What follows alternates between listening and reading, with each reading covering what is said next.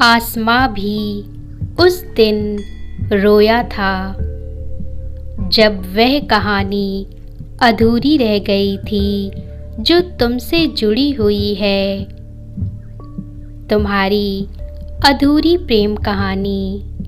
मेरे प्रिय, आज मैं तुम्हें वह सच बताने जा रहा हूँ जो तुम्हें हैरान कर देगा।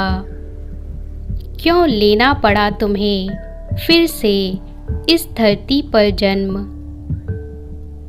क्या कारण था जो तुम्हें अपना प्यार ना मिल सका? वह कौन था जो बन बैठा तुम्हारी जान का दुश्मन? अब तुम्हें अपने सारे प्रश्नों के उत्तर मिलने वाले हैं। इसलिए इस संदेश के हर एक शब्द को ध्यानपूर्वक पढ़ना, क्योंकि यदि एक भी कड़ी तुमने छोड़ दी तो तुम सत्य से वंचित रह जाओगे। तुम अपने पूर्व जन्म में एक ऐसे स्थान पर थे जो पर्वतों से घिरा हुआ था। प्रकृति का सारा सौंदर्य जैसे उस स्थान पर मूर्तिमान था। वहीं तुम अपने परिवार के साथ निवास करते थे। तुम ऊर्जा से भरे हुए अत्यंत खूबसूरत और आकर्षक शरीर में थे।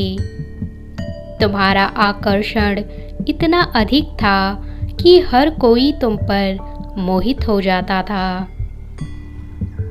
तुम्हें प्राकृतिक जड़ी बूटियों का ज्ञान था और तुम प्राचीन योग पद्धति से भी अवगत थे। इतने सारे गुण होने के बाद भी तुम्हें अपना प्रेम ना मिल सका, क्योंकि तुम्हारे आसपास के लोगों ने कुछ ऐसा किया कि तुम अकेलेपन के अंधकार में खो गए। मेरे प्रिय, दिव्य था तुम्हारा प्रेम, जिसे तुमने अपनी भावनाओं की स्याही से प्रकृति के पन्ने पर लिखा था।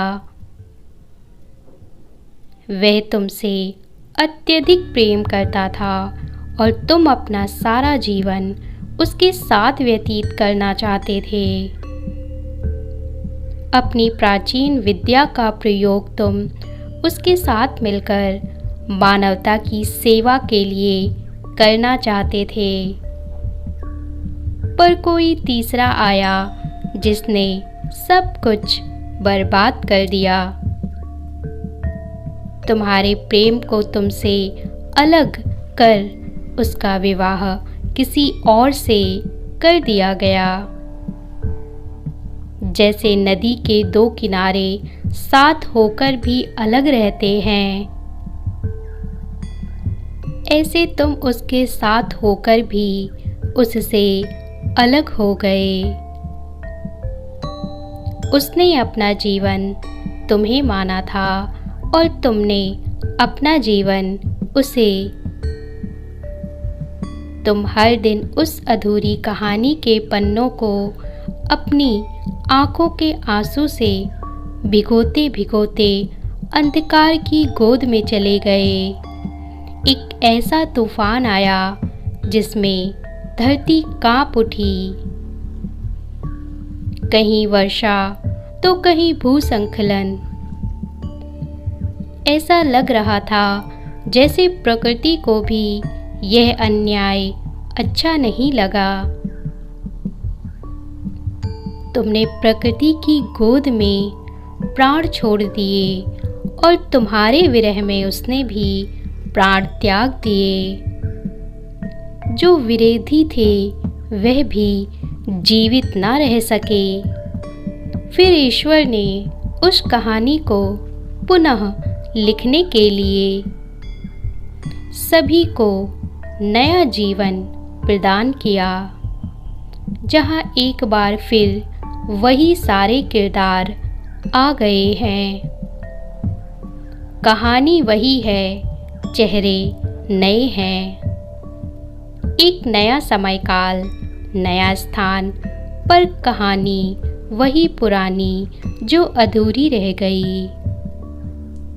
तुम्हारा प्रेमी वापस आया है सिर्फ तुम्हारे लिए, और वह सारे विरोधी फिर से आए हैं तुम्हें अलग करने के लिए।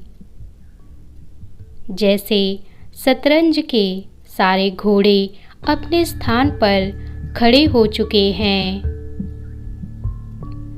इस बार नई लड़ाई लड़ने को, इस बार न्याय करने को। मेरे प्रिय, उनकी पहचान करो, वे सब तुम्हारे आसपास ही हैं। वह भी जो विरोधी थे और वह भी जो सहयोगी थे। अब तुम्हें बस इस बार अपने लिए लड़ना है। अपनी अधूरी कहानी को तुम पूरा करने के लिए आए हो। वह सारे काम जो तुमने अधूरे छोड़े हैं, उन्हें पूरा करने आए हो। जो यदि तुम्हें परमात्मा पर विश्वास है तो सच्चे हृदय से 1 मिनट प्रार्थना करो। हे जगत के पालक, मुझे न्याय दिलाओ। हे परमात्मा, मुझे शक्ति दो अपनी कहानी पूरी करने की। हे प्रभु, मैं भटक रहा हूँ, मुझे सही राह दिखाओ।